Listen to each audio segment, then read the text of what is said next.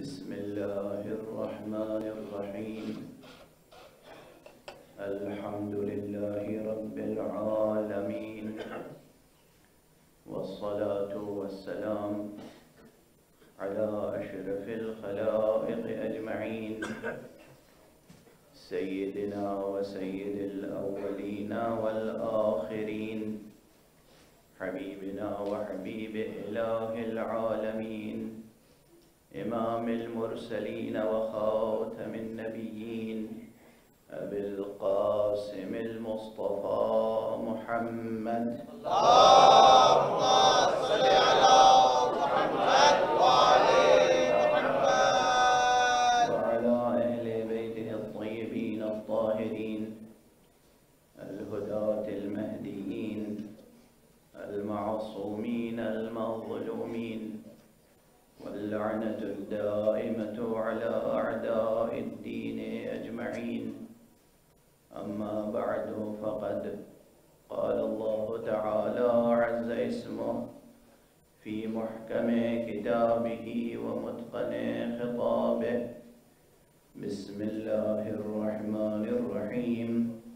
قل هو الله أحد الله الصمد، لم يلد ولم يولد ولم يكن له كفوا أحد. صدق الله العلي العظيم.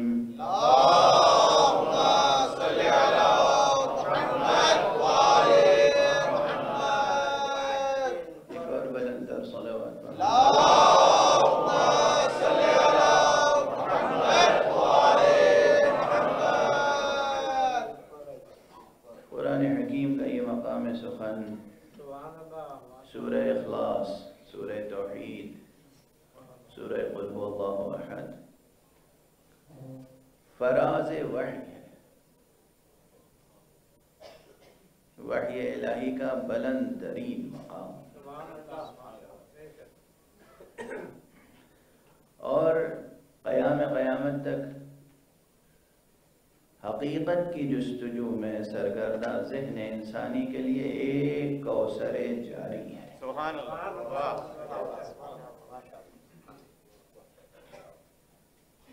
چشمہ کوثر سورہ اخلاص ہے.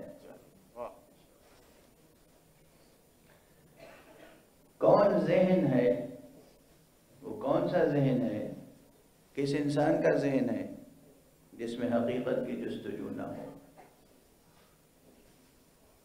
حقیقت کی جستجو ہر ذہن میں پائی جاتی ہے.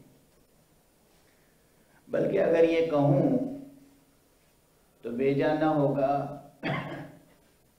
کہ حیوان میں اور انسان میں بنیادی فرق یہی ہے کہ حیوان میں حقیقت کی جستجو نہیں ہوتی، انسان میں حقیقت کی جستجو ہوتی.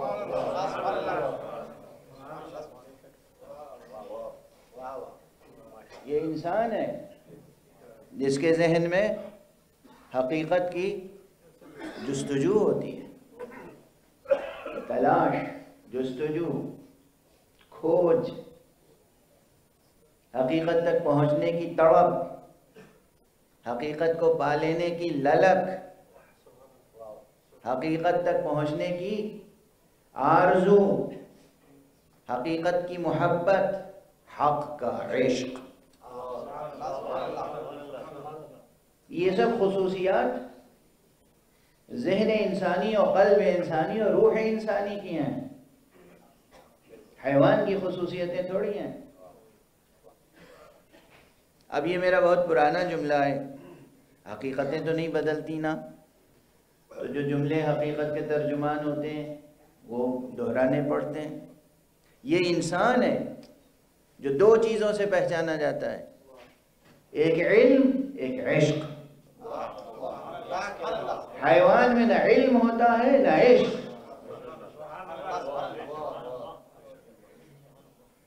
یہاں عشق کے اس پاکیزہ تصور کو ذہن میں رکھیں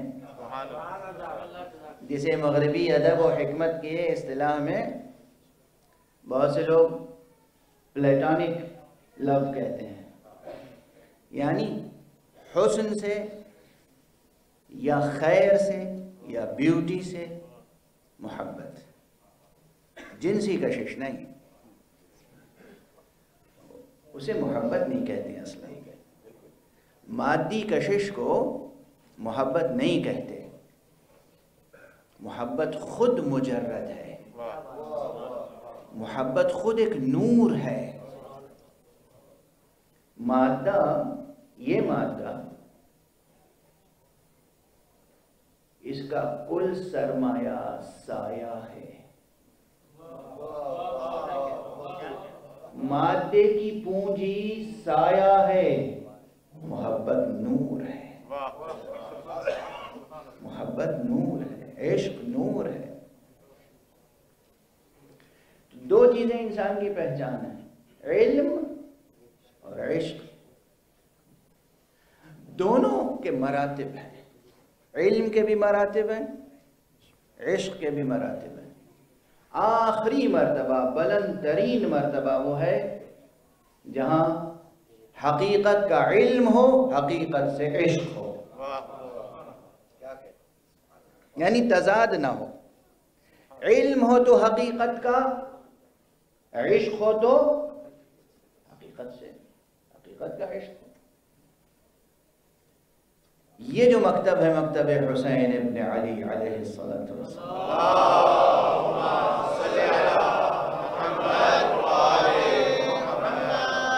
علیہم الصلوۃ والسلام، اللہم صلی علی محمد وآل محمد۔ یہ مکتب ایسا ہے، یہ مجلس ایسی ہے، یہ فضا ایسی ہے، یہ اکیڈمی وہ اکیڈمی ہے جہاں خود بخود انسان مجبور نہیں مجبول ہو جاتا ہے۔ دونوں میں فرق ہے۔ اب میں مجبور ہوں کہ وضاحت کروں، مجبول جبلت سے ہے، مجبور جبر سے ہے۔ یعنی انسان کی فطرت جو ہے، فطرت اولیہ، وہ اتنی فعال ہو جاتی ہے کہ انسان کی جبلت ایسی ہو جاتی ہے کہ وہ حقیقت رسی کی راہ میں ڈھل جاتا ہے۔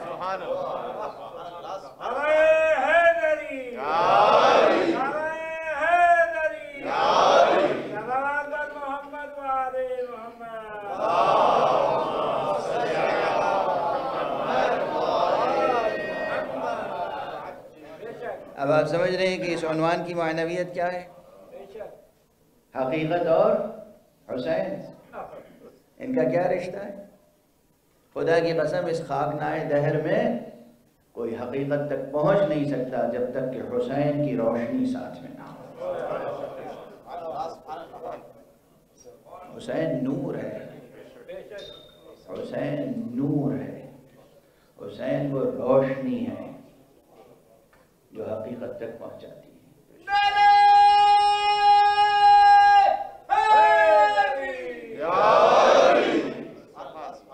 جو لوگ نہیں پہچانتے اس نورانی وجود کو، جو لوگ آشنا نہیں ہیں حسین ابن علی سے، سید الشہداء، امام الشہداء، ابو الشہداء، ابو عبداللہ الحسن،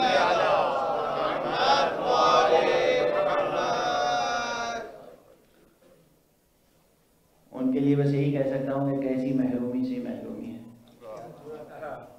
محروم ہے۔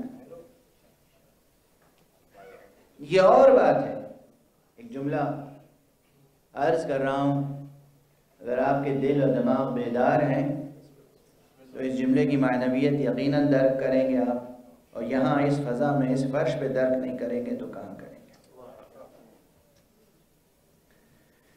حسین نور ہے، حسین روشنی ہے،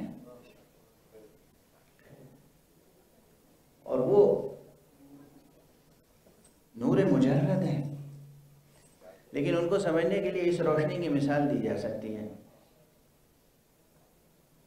اس روشنی کو کوئی اس کی حقیقت و ماہیت سے واقف ہو یا واقف نہ ہو، فیض تو دونوں اٹھاتے ہیں نا۔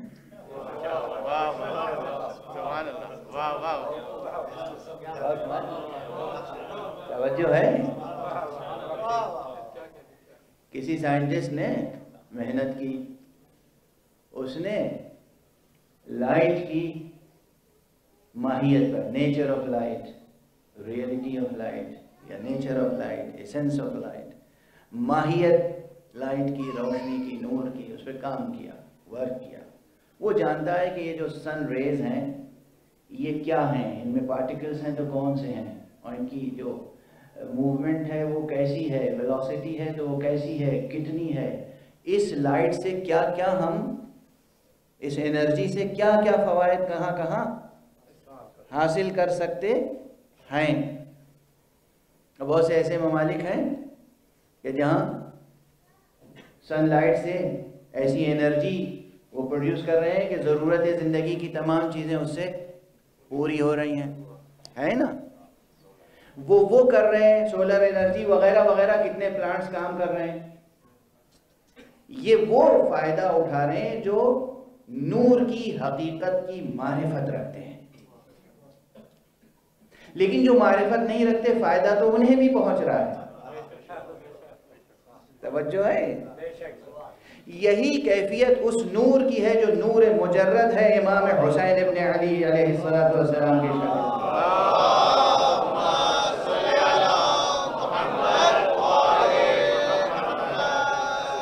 فائدہ تو سب کو پہنچ رہا ہے، لیکن زیادہ فائدہ وہی اٹھا سکتے ہیں جن کو معرفت حسین کی حاصل۔ ایک صلوات پڑھ لیجیے۔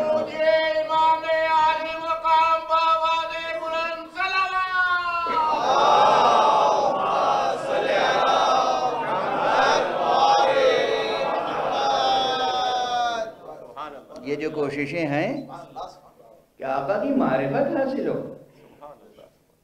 یہ کس لیے کوششیں ہیں؟ تاکہ بشریت زیادہ سے زیادہ فائدہ اٹھا سکے۔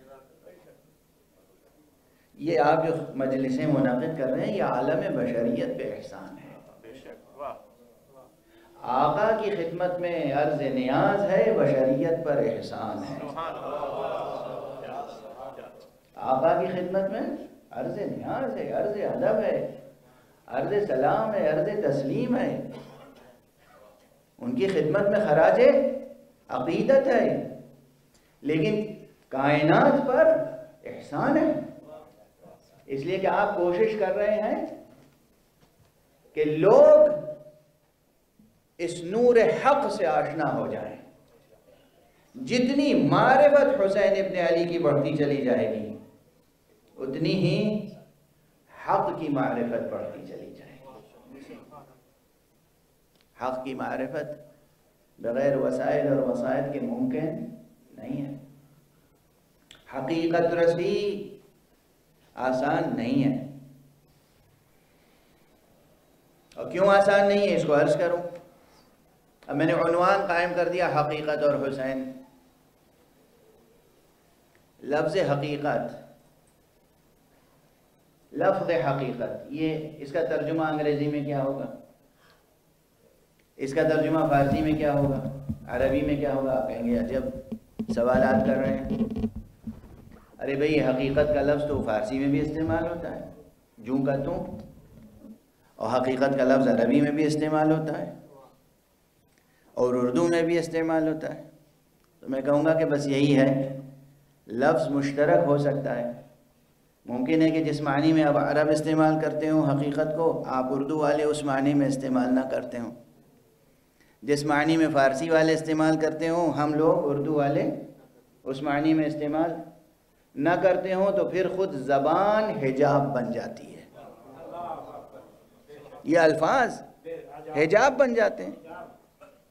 حقیقت تک پہنچنے میں کتنے حجابات سے گزرنا پڑتا ہے، کتنے حجابات سے گزرنا پڑتا ہے۔ اب مثلا حقیقت کا ترجمہ انگریزی میں آپ کیا کریں گے؟ ٹروتھ یا ریئلٹی؟ اب کچھ لوگ کہہ رہے ہیں ریئلٹی، کچھ لوگ کہہ رہے ہیں ٹروتھ۔ یہ سید علی صاحب فلسفے کے طالب علم ہیں یا فاضل ہیں، فلسفہ ان کا میدان ہے۔ اب یہ کیا ترجمہ کریں گے مجھے نہیں معلوم، لیکن حقیقت اس کا عام طور پر ہندوستان پاکستان میں جو رائٹرز ہیں اردو لکھنے والے، وہ حقیقت جب لکھتے ہیں تو بریکٹ میں ریئلٹی لکھ دیتے ہیں، اور کہیں کہیں حقیقت لکھتے ہیں تو ٹروتھ لکھتے ہیں. خود ٹروتھ اور ریئلٹی کیا بالکل مترادف الفاظ ہیں؟ سینونیمس ہیں یہ؟ ایک دوسرے ایک ہم معنی ہیں، ایک ہی معنی میں استعمال ہوتے ہیں. کہیں کہیں ایسا ہے کہ حقیقت اور ریئلٹی یعنی ٹروتھ اور ریئلٹی میں بالکل تضاد کا رشتہ ہوتا ہے، بالکل متضاد، اپوزٹ. کیسے؟ مثال عرض کروں، کل کی تقریر سے ذہن مربوط بھی ہو جائے. کل گفتگو تھی کہ حضور صلی اللہ علیہ وآلہ وسلم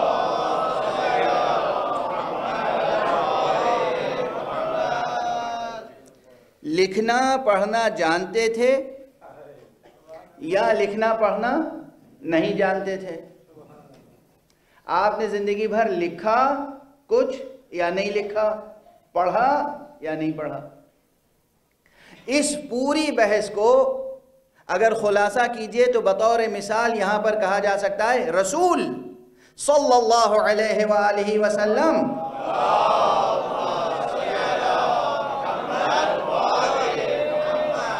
لکھنا پڑھنا جانتے تھے، لکھ سکتے تھے، پڑھ سکتے تھے، یہ ہے ٹروتھ. زندگی بھر نہیں لکھا، یہ ہے ریئلٹی.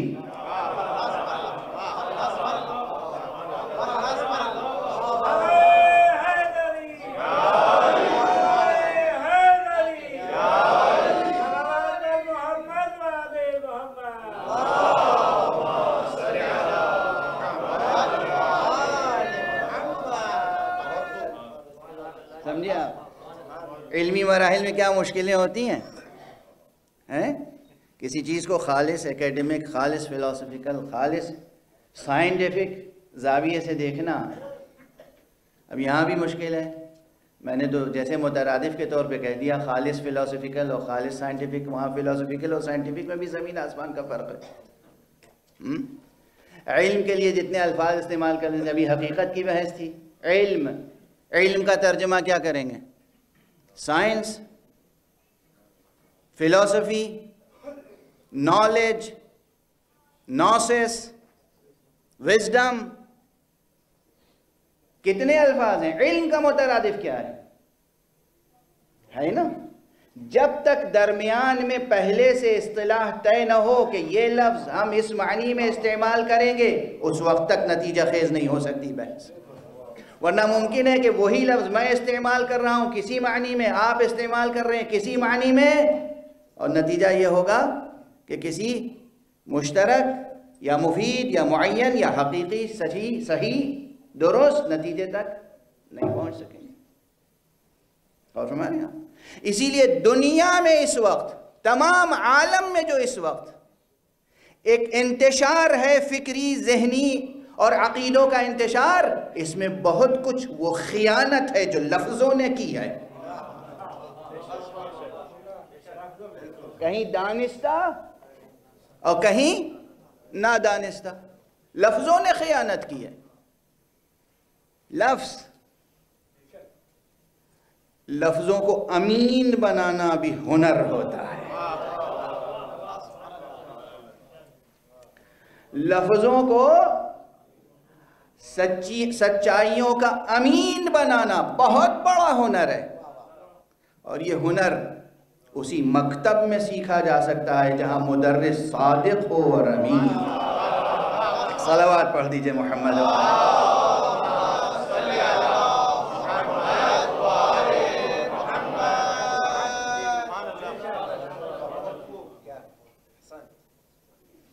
خدا کا شکر ہے آپ ساتھ دے رہے ہیں تو یہ جملے اور آگے بڑھاؤں اور عنوان کی وضاحت اور کروں. حقیقت اور حسین دونوں کا رشتہ کیا ہے اور اس بحث کا اس سورے سے کیا تعلق ہے؟ بہت واضح ہے. میں نے لفظ قل کی طرف کل اشارہ کیا اور اس سے زیادہ تفصیل ممکن نہیں ہے. اگر یہ ایام محرم کی تحدید نہ ہوتی، یعنی محدودیت نہ ہوتی وقت کی، تو یقیناً عرض کرتا صرف قل پر 10-12 مجلسیں ہوتی. لیکن میں سوالات قائم کرتا ہوا آگے بڑھ رہا ہوں.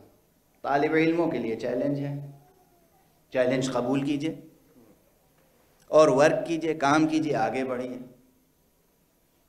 سادہ سا ترجمہ جو لوگوں نے کیا ہے اور جو افہام و تفہیم کے لیے پہلے مرحلے میں ہے وہ تو یہی ہے کہ اللہ سبحانہ و تعالیٰ اپنے حبیب سے فرماتا ہے کہیے کہ وہ ایک ہے،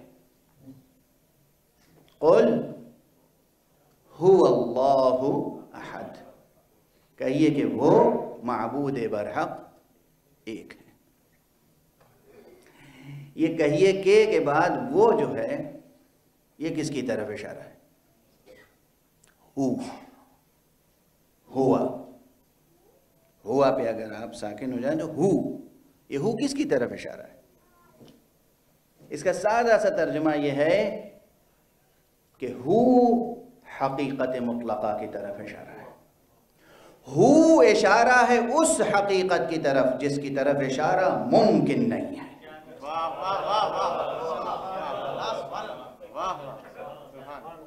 ہو اشارہ ہے اس حقیقت مطلقہ کی طرف جس کی طرف یوں اشارہ حسی ممکن نہیں ہے، حسی اشارہ ممکن نہیں ہے۔ کسی جہت میں اشارہ کر کے، کسی شے کی طرف اشارہ کر کے، کسی سمت میں اشارہ کر کے آپ کہیں وہ، چاہے وہ ذہنی اور چاہے ظاہری، کسی بھی اعتبار سے کسی خاص جہت میں اشارہ کر کے معین کر کے اس حقیقت کبریٰ کی طرف اشارہ کرنا ممکن نہیں ہے۔ اس لیے اس ہو کو سمجھیے کہ یہ ہو اور دوسری جگہوں پہ جو ہو آیا ہے اس سے مختلف ہے، اور مجھے کہنے دیجئے پھر کہ یہ ہو وہ ہے جو قابل ترجمہ نہیں ہے۔ کیا بلندیاں ہیں قرآن مجید کی بلاغت و فصاحت کی، کیا بلندیاں ہیں قرآن مجید کی فصاحت و بلاغت کی۔ قل هو اللہ احد، یہ ہو حقیقت مطلقہ ہے۔ ابھی تو بحث ہو رہی تھی کہ حقیقت تک پہنچنا آسان نہیں ہے، جائے کہ حقیقت مطلقہ۔ اب میں مثال عرض کروں، محسوس مثال، حقیقت کو کشف کرنا یا کسی شے کو کشف کر لینا، کسی شے کو منکشف کر لینا، اسی کو ہم علم سمجھتے ہیں۔ علم کیا ہے؟ علم کیا ہے؟ علم ہم سمجھتے ہیں کسی شے کا منکشف کر لینا، کشف حقیقت علم ہے۔ اچھا، اب ذرا جو بڑے بڑے لاجک میں کام کرنے والے اور فلسفی میں کام کرنے والے، منطق اور فلسفے میں، حکمت میں کام کرنے والے ہیں، ان کی کتابیں دیکھیے اور سب سے پہلے ان سے پوچھئے کہ علم کی ڈیفینیشن کیا ہے؟ علم کہتے کیسے؟ پہلی بات تو یہ سمجھ لیجئے کہ جو چیز بہت واضح ہوتی ہے اس کو اور واضح کرنا مشکل ہو جاتا ہے،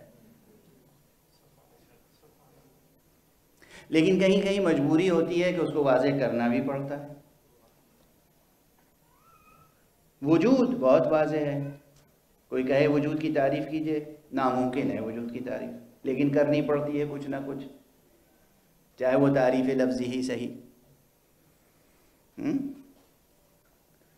علم، ہم میں سے ہر شخص یہاں جو بھی بیٹھا ہے وہ علم سے کچھ نہ کچھ ضرور واقف ہے،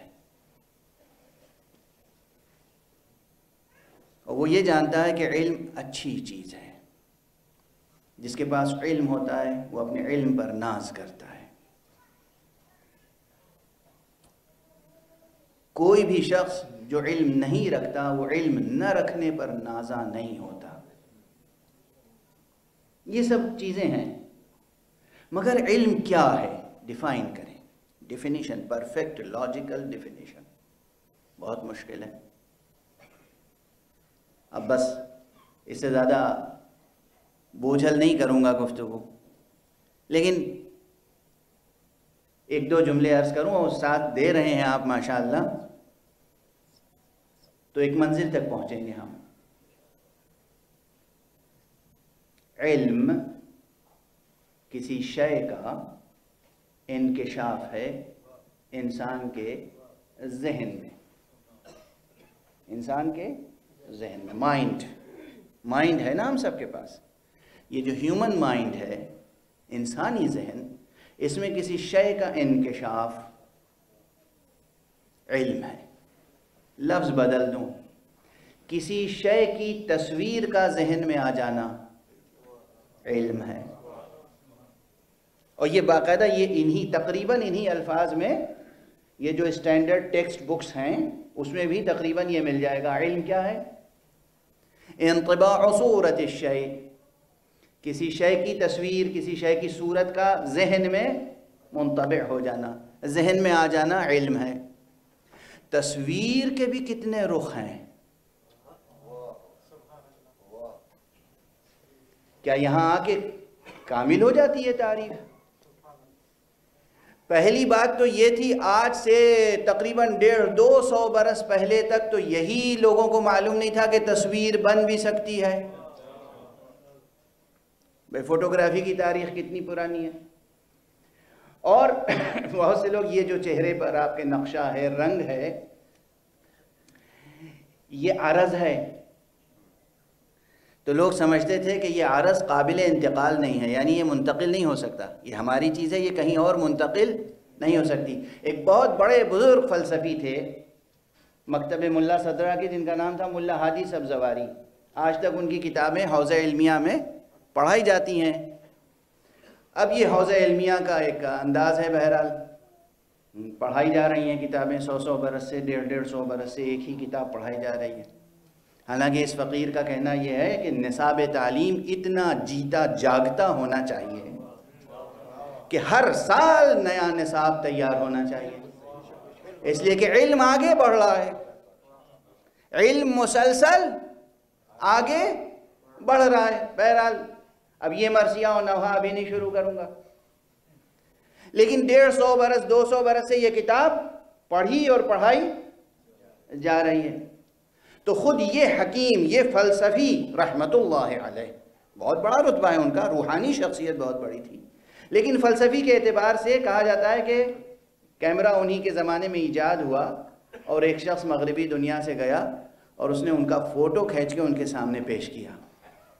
تو خوش ہونے سے زیادہ انہیں حیرت ہوئی، کہنے لگے کہ یہ ممکن کیسے ہے کہ عرض منتقل ہو جائے. اور ہمارے یہ ممکن کیسے ہے کہ یہ عرض جو قابل انتقال نہیں تھا، یعنی ٹرانسفر نہیں ہو سکتا تھا ایک جگہ سے دوسری جگہ، وہ کیسے ٹرانسفر ہو گیا؟ یہ ممکن کیسے ہوا؟ تصویر کی داد نہیں دی انہوں نے، وہ اس مسئلے کو حل کرنے میں مشغول ہو گئے کہ کیا اب تک جو ہم فلسفے میں پڑھتے آئے تھے وہ غلط تھا یا یہ غلط ہے. یہ گفتگو یہیں روکتا ہوں. بہرحال ایک تصویر وہ ہے جو آپ سمپلی کیمرے سے کھینچتے ہیں اور اس میں آپ کا رنگ اور چہرے کا نقشہ آ جاتا ہے. اردو میں بامحاورہ زبان میں نمک نقشہ کہتے ہیں. تو اکثر نقشہ آ جاتا ہے، نمک نہیں آ پاتا ہے نا. ایک تصویر وہ ہے کہ جس میں نمک نقشہ دونوں آ جاتا ہے. ایک تصویر وہ ہے جس میں صرف ظاہری چہرہ آئے گا، ظاہری بدن. اچھا وہ جو ہاسپٹلز میں ایکس رے لیتے ہیں، اور ہمارے یہاں ایک اس سے بھی زیادہ آگے بڑھ گئے. اب وہ جو ایم آر آئی اور سی ٹی اسکین اور کیا کیا ہوتا ہے، اب یہ سب لفظ تصویر کی کے مصادیق ہیں.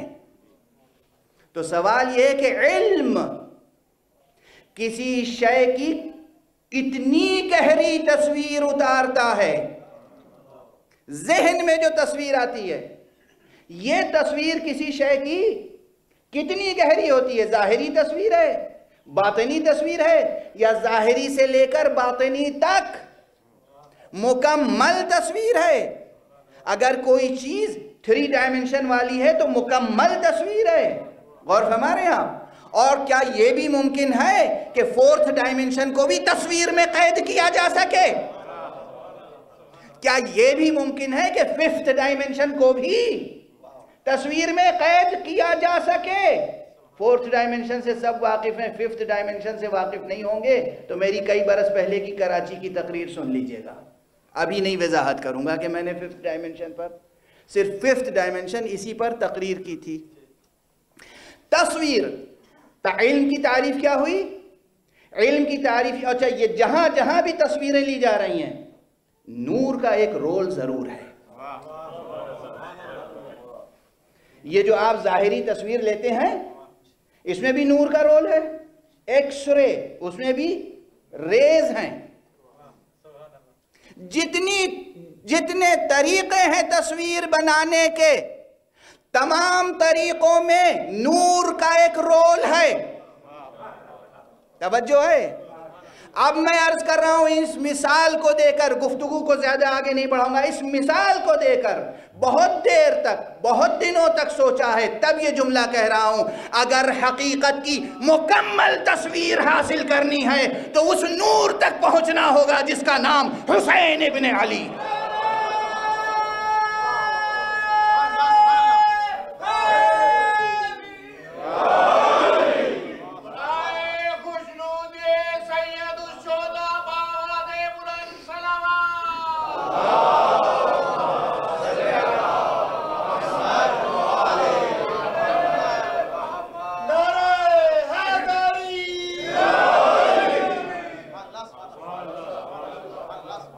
جو ہے یہ کوئی مبالغہ نہیں ہے، حقیقت کا علم حاصل کرنا ہے تو حسین سے حاصل ہوگا، اور حقیقت سے عشق کرنا ہے تو وہ عشق کا سلیقہ بھی حسین سے۔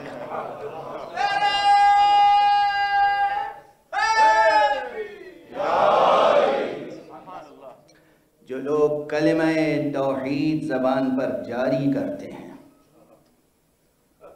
لا الہ الا اللہ محمد الرسول اللہ کہتے ہیں اور حسین سے آشنا نہیں ہے، وہ نہ لا الہ الا اللہ سے آشنا ہے نہ محمد الرسول اللہ سے، محض مغالطہ ہے، مغالطہ ہے۔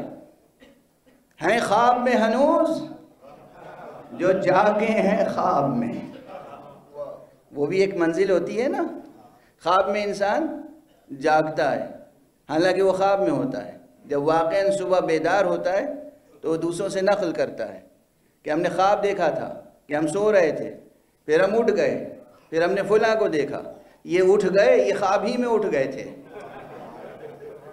حقیقت میں پڑے سو رہے تھے۔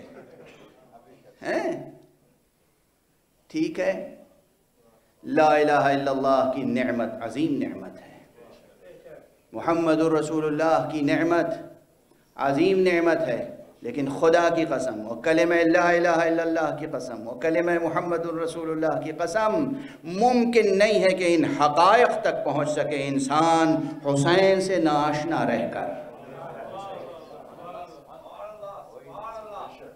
حسین سے ناآشنا رہ کر کوئی محمد الرسول اللہ سے آشنا ہو سکتا ہے؟ اگر کوئی کہے ہاں تو میں کہوں گا خود رسول کو جھٹلا رہا ہے، اس لیے کہ رسول نے کہا حسین منی وانا من حسین۔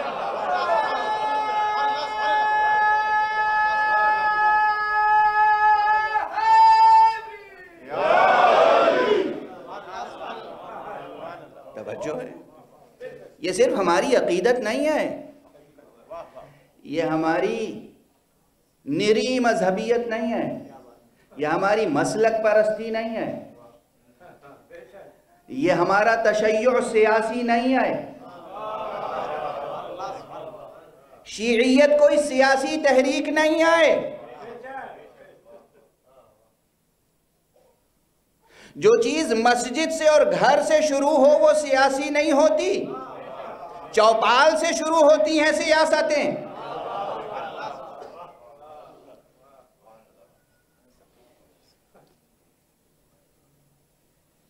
شیعیت ایک حقیقت ہے۔ اب ایک جملہ عرض کر دوں، شیعیت نام ہی ہے حسین کی روشنی میں حقیقت تک پہنچنے کا۔ ایک صلوات پڑھ دیجئے محمد و علی۔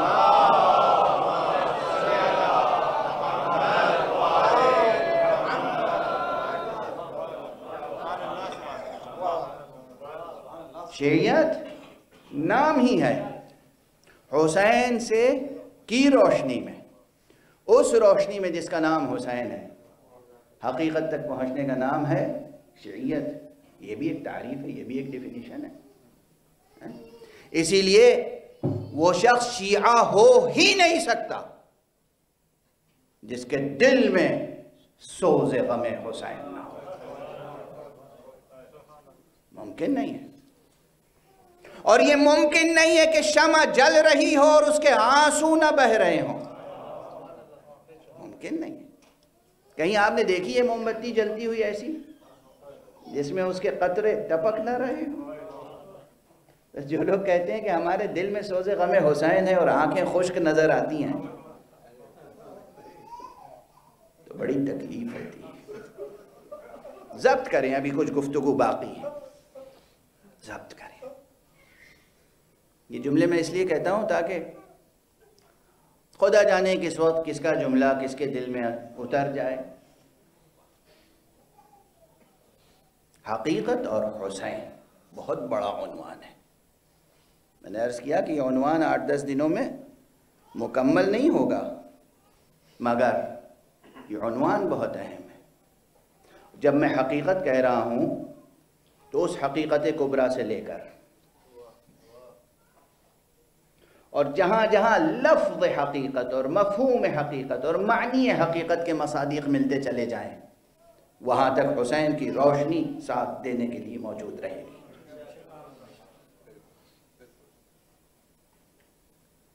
توحید سمجھنا ہو تو حسین علیہ السلام سے سمجھیں.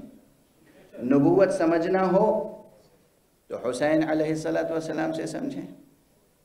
ولایت کی حقیقت سمجھنا ہو تو حسین علیہ السلام سے سمجھیں. اور سرکار سید الشہداء ابو عبداللہ الحسین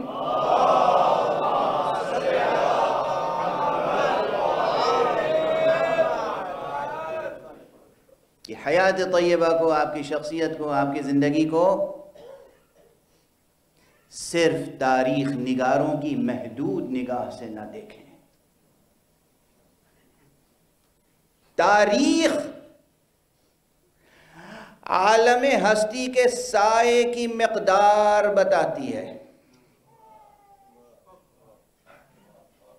تاریخ عالم نور کی پہنائی کی پیمائش نہیں کر پاتی. ہاں سخت ہو گیا یہ جملہ.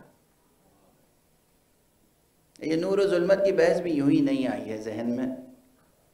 قرآن مجید سے لے کر اور حکمت تک سایہ، ظل،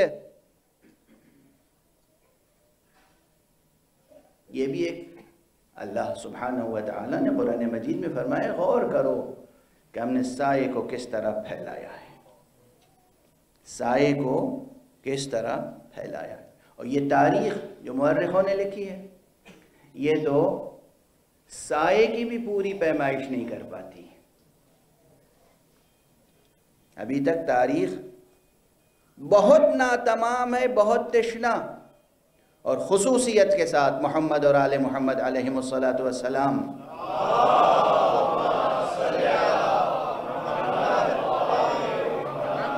کی ظاہری تاریخ زندگی سے بھی مورخین نے جس قدر اعراض کیا ہے، یعنی جتنی چشم پوشی کی ہے، جتنی بے وفائی کی ہے، جتنی خیانتیں کی ہیں، نہیں لکھی تاریخ.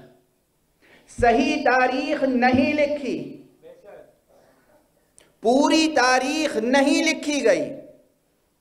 اور اسی لیے اور تو اور مشہور مثال ہے، ساری کائنات میں پھیلے ہوئے ماشاءاللہ مسلمان جان چھڑکتے ہیں، جان نثار کرنے کے لیے تیار ہیں، دم بھرتے ہیں سرکار رسالت مآب صلی اللہ علیہ وآلہ وسلم کا.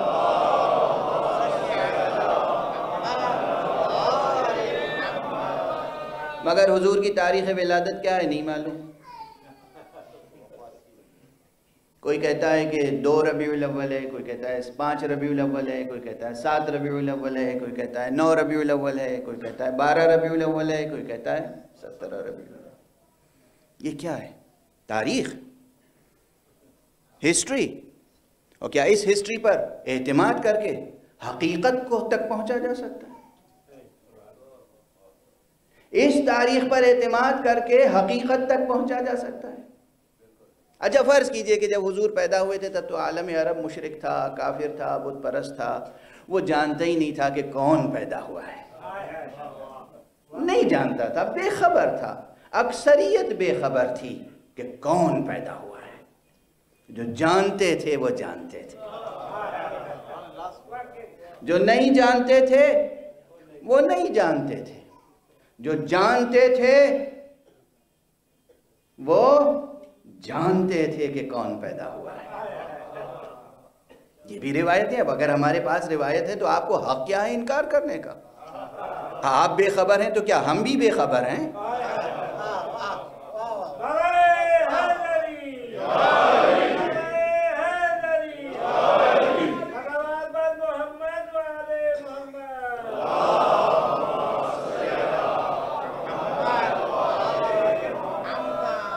بہرحال یہیں ٹھہر کے اپنا تقریباً یہ شعر مجھے اچھی طرح سن یاد ہے کہ میں نے سن 1983 میں یہ شعر کہا تھا ایک نعتیہ قصیدے میں کہ ظلمت تاریخ کے فرزند کیا پائیں سراغ،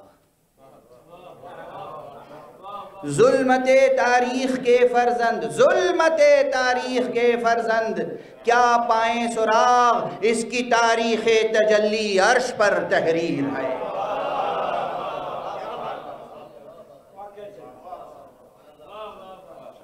نور مصطفیٰ کب خلق ہوا، یہ تو عرش ہی پر تحریر ہے، اس تک پہنچ بھی نہیں سکتی ہماری نگاہیں، چونکہ ہم تو پیدا ہی ہوئے ہیں ظلمت تاریخ میں، ہماری نگاہیں وہاں تک کہاں پہنچ سکتی ہیں؟ مگر یہ کہ وہ خود بتائیں کہ کنت نبیا وآدم بین الماء والطین، میں تو نبی تھا اس وقت بھی جب آدم آب و گل کے درمیان تھے، اور وہ خود پکار کے کہیں یا علی کنت ولیا وآدم بین الماء والطین، اے علی تو اس وقت بھی ولی تھا جب آدم آب و گل کے درمیان تھا۔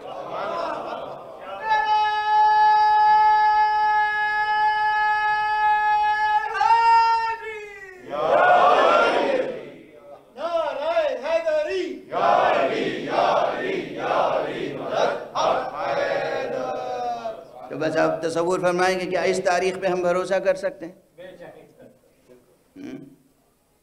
کہ تاریخ، حالانکہ اور بہت سی چیزوں کی تاریخیں معین کر لی گئیں، حضور کی ولادت کی تاریخ، خیر میں عرض کر رہا تھا ولادت ہوئی تو جو جانتے تھے وہ بہت چند نفوس تھے، نفوس قدسیہ، ہم اسے نفوس قدسیہ نہ کہیں تو کیا کہیں گے؟ روایت ہے کہ جب حضور کی ولادت ہوئی ہے تو جناب آسیہ اور جناب سارہ اور جناب مریم سلام اللہ علیہا کے ساتھ ساتھ اگر یہاں سے کوئی شریک تھا معاشرے مکہ سے تو صرف جناب فاطمہ بنت اسد، اور جناب فاطمہ بنت اسد نے حضور کی ولادت کے بعد آ کر حضرت ابو طالب سے فرمایا کہ یہ بچہ بڑا مبارک پیدا ہوا ہے، نہایت مبارک ہے، مسعود ہے، کیا نورانی بچہ ہے۔ اس بچے کی ولادت کے ساتھ ایسا نور ظاہر ہوا کہ مجھے شام، دمشق اور بصرہ کے قلعے نظر آنے لگے، اور اس وقت جناب ابو طالب نے کسی تعجب کا اظہار نہیں کیا کہ تم کیا کہہ رہی ہو، کیسا نور، یہ تو بہت تعجب کی بات ہے۔ مسکرا کے عالمانہ اطمینان کے ساتھ، عارفانہ طمأنینت کے ساتھ، علم و عرفان کے جلال و جمال میں ڈوبی ہوئی مسکراہٹ کے ساتھ ایک مرتبہ کہا کہ ہاں فاطمہ بنت اسد، ہاں بنت اسد، یہ پیدا ہونے والا آخری نبی ہے جس کا وعدہ اللہ نے ہر گزشتہ نبی کی زبان پر کیا ہے، اور تمہیں یہ بھی بتا دوں کہ اس کے بعد اس کا وسیع 30 برس کے بعد تمہارے بطن سے پیدا ہونے والا ہے۔ صلوات پڑھتے محمد و آلہ محمد۔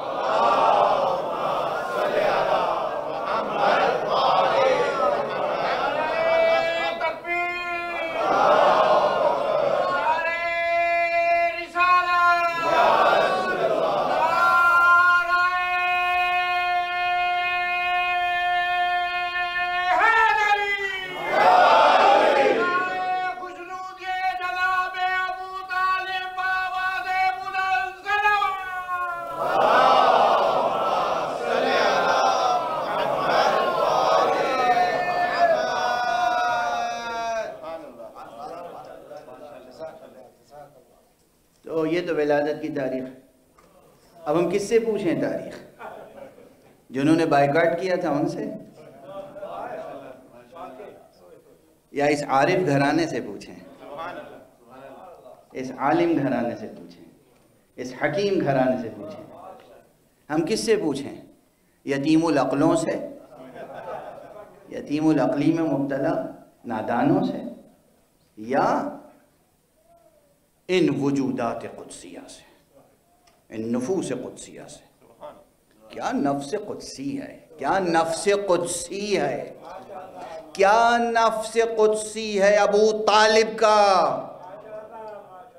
کہ اس در یتیم آمنہ کی سرپرستی حق نے سپرد کی ہے ابو طالب. اور جب ابو طالب نے خدمتیں کی ہیں تو ابو طالب کے عمل کو اپنا عمل کہہ کر سند امتیاز سے سرفراز فرمایا. أَلَمْ يَجِدْكَ يَتِيمًا فَآوَى وَوَجَدَكَ ضَالًّا فَهَدَى أَلَمْ يَجِدْكَ يَتِيمًا فَآوَى. کیا ہم نے تمہیں یتیم پایا تو تمہیں آغوش رحمت میں جگہ نہیں دی؟ یہ کس کی آغوش رحمت ہے؟ کس کی آغوش رحمت الہی بن گئی؟ کون ہے؟ یا عبد المطلب یا ابو طالب؟ اسی لیے حضرت امام جعفر صادق علیہ السلام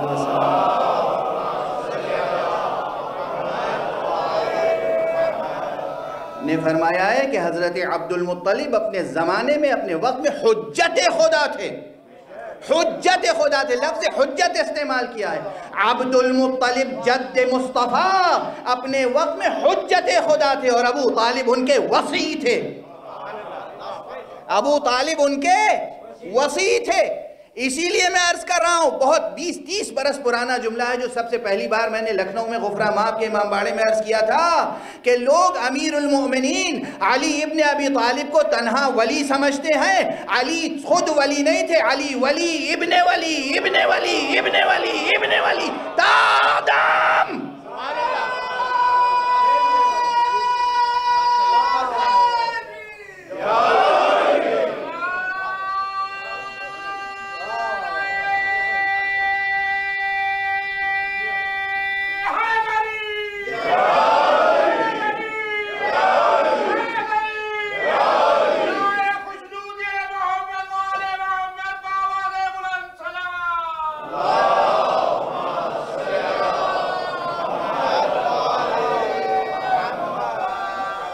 دیکھیے حقیقت ہے، یہ ہر بار دہرائی جائے گی. لوگ اسی ایک جملے کو سن کے کہیں گے انہوں نے اپنی پوری تقریر دہرا دی. ایسا ظلم نہ کیجیے گا. ایک صلوات پڑھ دیجئے محمد.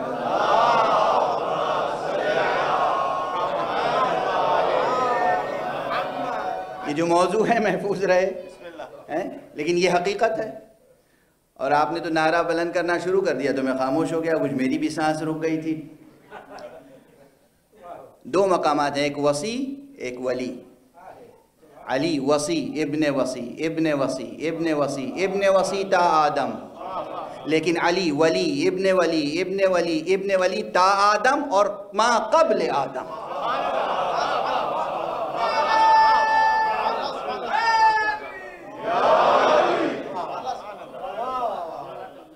اب یہاں جو مسئلہ پیدا ہوگا کہ قبل آدم کون ولی تھا؟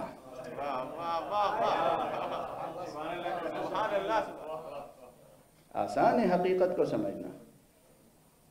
حقیقت کو سمجھنا آسان ہے. حقیقت قبل آدم کون ولی تھا؟ خود علی. تو گویا یہی ولی اول، یہی ولی آخر، بالکل وہی شان ہے. چونکہ نفس مصطفیٰ ہے نا، مصطفیٰ بھی نور نبوت ان کا، وہی نبی اول وہی نبی آخر. صلوات پڑھیں محمد والے.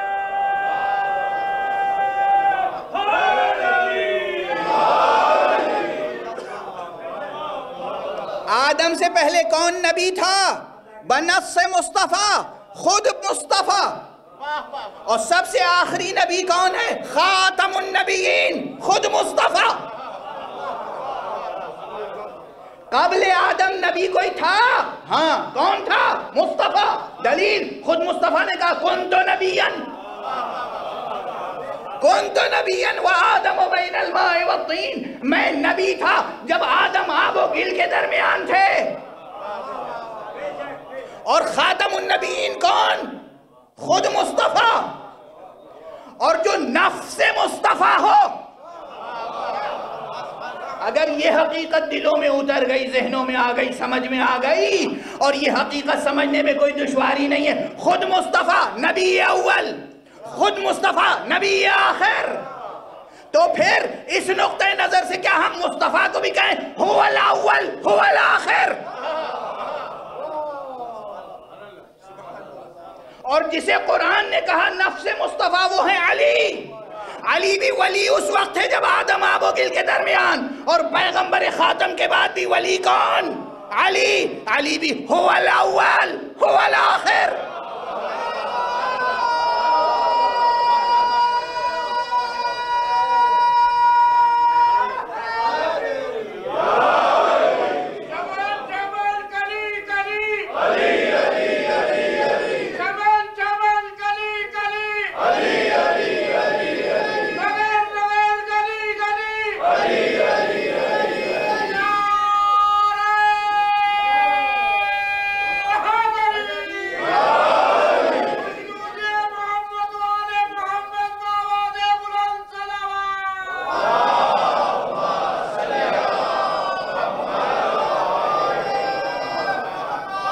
کیا شان ہے، کیا شان ہے، نبی ہو تو ایسا، ولی ہو تو ایسا، امام ہو تو ایسا جو واقعاً خدا کی صفتوں کو ظاہر تو کر سکے۔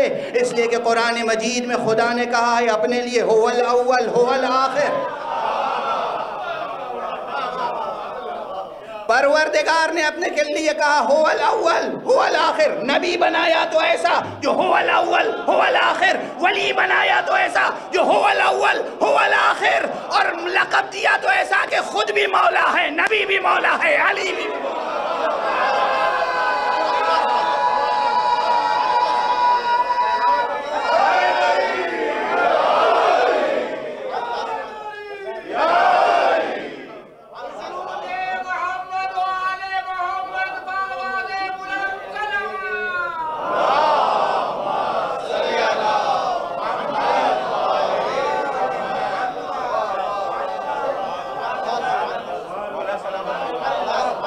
قرآن مجید میں اللہ نے خود اپنے لیے مولا کہا ہے یا نہیں؟ مولا کہا ہے متعدد بار۔ اب وقت نہیں ہے کہ میں آیتی گزارش کروں، وقت تو تمام ہو چکا۔ غدیر خم میں پیغمبر نے فرمایا تھا یا نہیں؟ من کنتو، یہاں بھی لفظ کنتو ہے، یہاں بھی لفظ کنتو ہے۔ اس نبی نے جس نے کہا کنتو نبیًا، میں نبی تھا،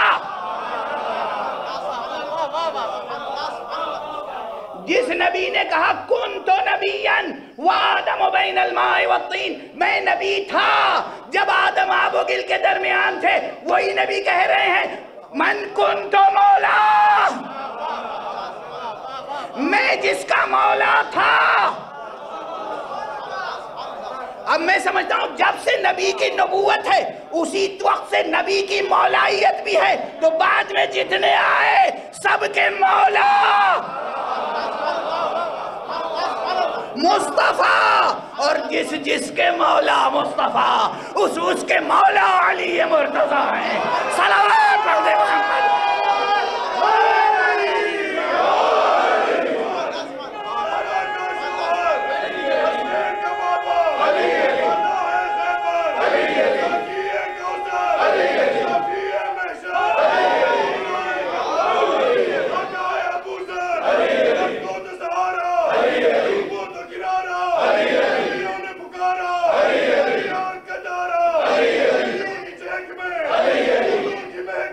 علی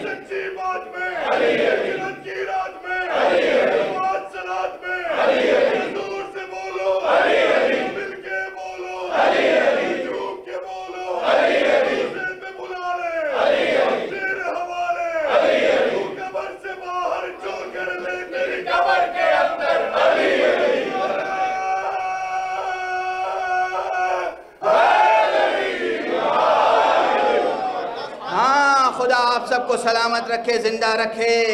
اگر وہ حقیقت سمجھ میں نہ آئی جس کا نام علی ہے، تو وہ حقیقت کیسے سمجھ میں آئے گی جو خالق علی ہے؟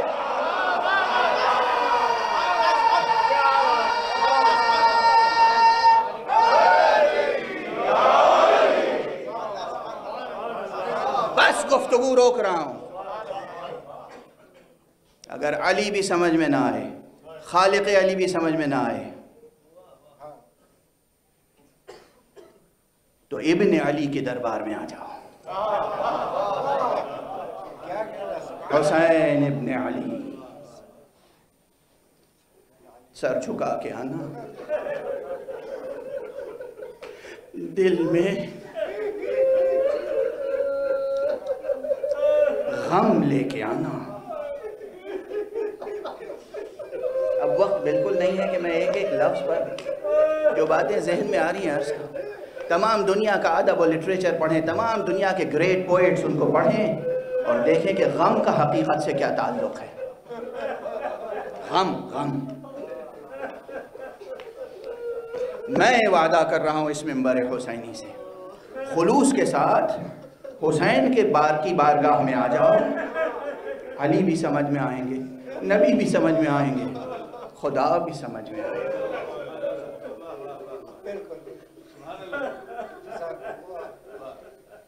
ساری مشکل عالم اسلام کی یہ ہے اس وقت، تمام عالم اسلام اور تمام بشریت کی، کہ دو شخصیتوں کو نہیں سمجھ پائے، سمجھنے کی کوشش نہیں کی۔ علی ابن ابی طالب کو نہیں سمجھ پائے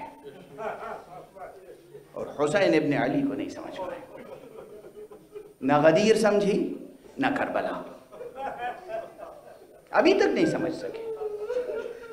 اگر مسلمانوں کے درمیان، نعوذ باللہ نستجیر باللہ، اگر مسلمانوں کے درمیان یہ دہشت گردی کی ایک روایت چلی آ رہی ہے تو صرف اس لیے کہ انہوں نے نہ غدیر کی ولایت کو سمجھا ہے نہ کربلا کی شہادت کو سمجھا ہے۔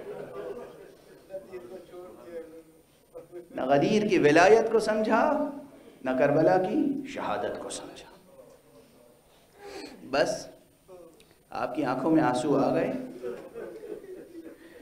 میں خود مضطرب ہو جاتا ہوں اس لیے کہ یہاں وقت کی محدودیت ہے،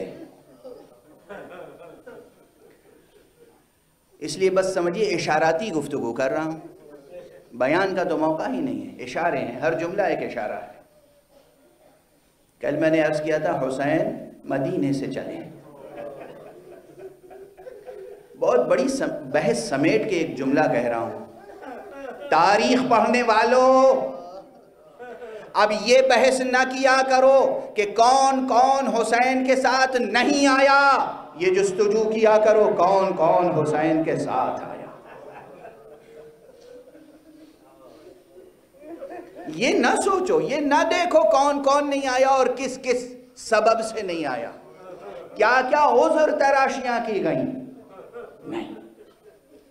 یہاں ٹھہر کے ایک بار بار اٹھنے والے سوال کا جواب دے دوں ایک جملے میں۔ آقا حسین علیہ السلام کے مدینے سے نکلنے اور کربلا پہنچنے اور شہید ہونے پر ایک بڑا سوال کیا جاتا ہے بار بار، کہ بہت سے صحابہ، بہت سے بزرگ، بہت سے عزیز، بہت سے اقربا آئے تھے اور حسین کو روک رہے تھے، سمجھا رہے تھے، مگر حسین نے کسی کی مانی نہیں۔ حسین وہ تھے جن کی سب کو ماننا چاہیے تھا، حسین مامور نہیں تھے کہ سب کی مانتے۔ اور دوسری بات عرض کروں، یہ جتنے لوگ بھی آئے تھے، چاہے وہ عبداللہ ابن عمر ہوں، اگر وہ آئے ہوں جیسا کہ بعض روایتوں میں ہے، چاہے وہ عبداللہ ابن عمر ہوں، چاہے وہ عبداللہ ابن عباس ہوں، چاہے محمد ابن حنفیہ ہوں، چاہے کوئی ہو، کسی نے یہ نہیں مشورہ دیا کہ حسین سب نے بیعت کر لی ہے تو آپ بھی کر لیں۔ سب نے یہ کہا عراق نہ جائیں، یہ کہا کربلا نہ جائیں، یہ کہا کہیں اور چلے جائیں، یہ کسی کی جرات نہ تھی جو حسین کے سامنے کہتا یزید کی بیعت کر لیں۔ واضح ہے؟ کوئی ایک قول نہیں ملے گا، کوئی ایک فرد مومن سے مومن تر، مخلص سے مخلص تر، یا منافق سے منافق تر، جس کی جرأت یہ ہوئی ہو کہ حسین سے کہے کہ یزید کی بیعت کر لیں، سوائے ان کے جو یزید کے تنخواہ دار ملازم تھے۔ ولید، مروان، ان کی کوئی حیثیت ہے؟ ان کی کوئی حقیقت ہے تاریخ انسانیت میں یا تاریخ اسلام میں؟ ان کی کوئی حقیقت ہے تاریخ میں؟ ظالموں اور جابروں اور فاسقوں کے نوکروں کی کوئی حقیقت نہیں ہوتی۔ حقیقت ان کی ہوتی ہے جو نظام جبر کو الٹ دیتے ہیں۔ حقیقتوں کی تاریخ ان کے دم سے آگے بڑھتی ہے۔ بس حسین چلے۔ کیوں کہہ رہا ہوں کہ حسین کے پاس آؤ گے تو حقیقت منکشف ہو جائے گی، منکشف، چاہے وہ حقیقت کبریٰ ہو یا تاریخی، جزوی، طبیعیاتی، مادی، ظاہری، اس دنیا کی حقیقتیں ہوں۔ بہت بڑا جملہ کہہ دیا میں نے۔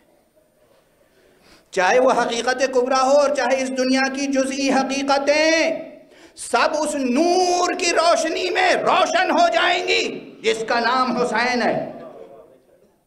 اسی لمحے یاد دلا دو روایت، جناب بی بی ام سلمہ نے سنا تھا رسول سے کہ میرا یہ بچہ کربلا میں قتل کر دیا جائے گا،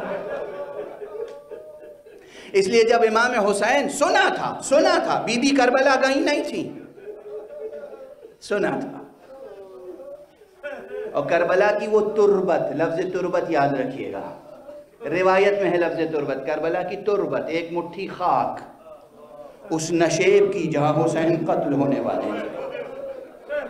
کون لے کر آیا تھا حضور کے پاس؟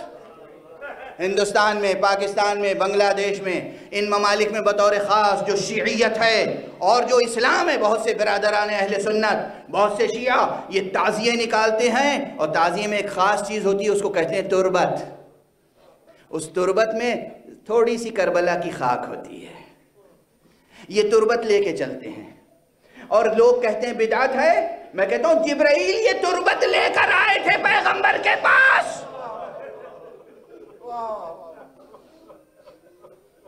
جبرائیل یہ تربت لے کر آئے تھے پیغمبر کے پاس، حضور کو پیش کی، حضور نے کہا یہ کیا ہے؟ کہا یہ تربت الحسین، یہ تربت ہے جہاں آپ کا بیٹا، آپ کا نواسا ذبح کیا جائے گا، 3 دن کا بھوکا پیاسا، یہ اس نشیب کی خاک ہے۔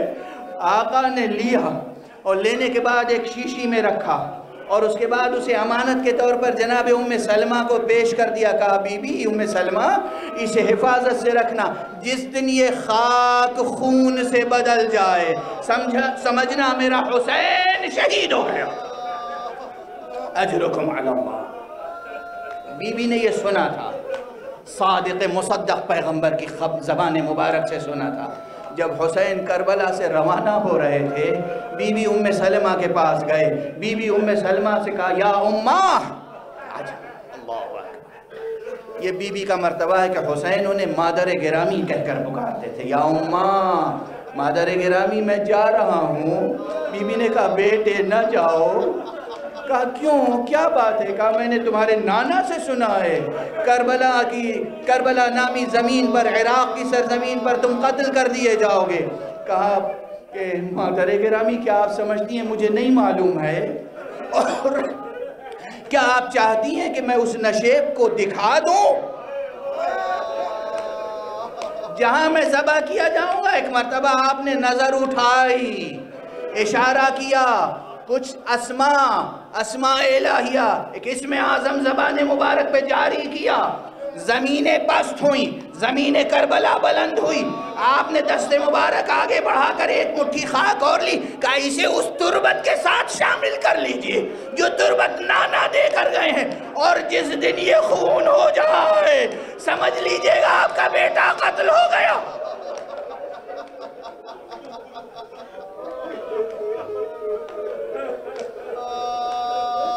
جس حسین میں یہ قوت ہو وہی حقیقتوں تک پہنچا سکتا ہے۔ بس 2 جملے اور کہہ لینے دیجئے، چونکہ پہلی گزر چکی، آج دوسری تاریخ ہے، 2 محرم۔ عموماً دوسری محرم کو ہمارے ہاں جو ترتیب قائم ہے اس میں آقا کا مدینے سے چلنا بیان نہیں کرتے، کربلا پہنچنا بیان کرتے۔ اس لیے بس تربت کی بات ہو رہی تو میں بھی تربت تک گفتگو محدود رکھوں گا۔ ایک یہ تربت ہے، یہ خاک ہے جو نشیب سے اٹھا کر جبرائیل لائے تھے، ایک یہ خاک ہے جو نشیب سے اٹھا کر آقا حسین نے خود جناب ام سلمہ کو دی، اور اس وقت بھی گریہ ہوا۔ لیکن کہتے ہیں جب قافلہ 2 محرم کو کربلا پہنچا، اب تفصیلات کا کوئی موقع نہیں، بس 2-3 فقرے عرض کروں گا چونکہ وقت گزر چکا۔ جب کربلا پہنچا اور یہ طے ہو گیا کہ یہیں ٹھہرنا ہے، تو جیسے ہی جناب بی بی زینب نے سرزمین کربلا پہ قدم رکھا، ایک ایسی ہوا چلی کہ وہ تربت اڑی، وہ خاک کربلا اڑی اور بی بی کے چہرے تک آئی، مشام مبارک علیٰ مرتبت جناب زینب تک پہنچی، اور ایک مرتبہ بعض روایتوں میں بی بی غش کھا کے زمین پر گر۔ آقا حسین آئے اور جناب بی بی زینب کو ایک مرتبہ اٹھایا۔ بی بی جناب زینب نے کہا بھیا یہ کس سرزمین پر ٹھہر گئے ہو؟